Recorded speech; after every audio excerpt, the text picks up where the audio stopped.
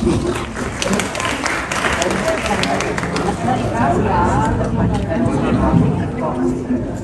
umaga po. Ako si Richardson Robles mula sa Lumban College.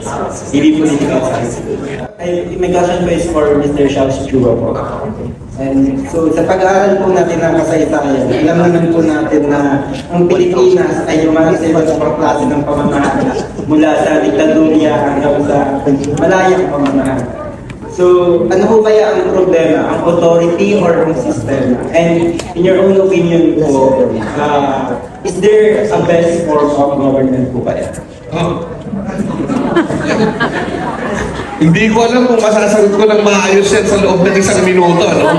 Okay, ito lang. Pero ito lang kasi.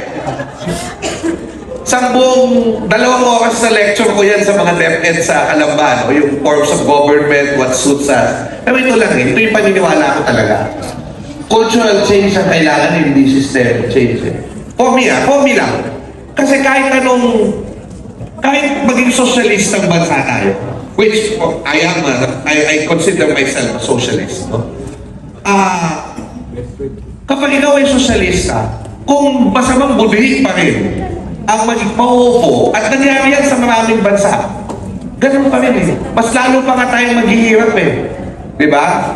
So, ang sa palagay ko talaga dyan, yung tao ang kailangan magbago.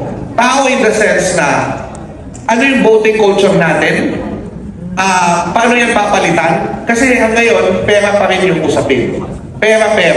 So sila pa rin talaga. So ano gagawin ng ating batas? Para yung COMELEC, sila na lang yung mag-i-initiate ng campaign at hindi na yung bawat campaign. Tapos nagbabasa na lang tayo ng mga sinasabi nila at wala nang perang ginagastos. So ganun lang.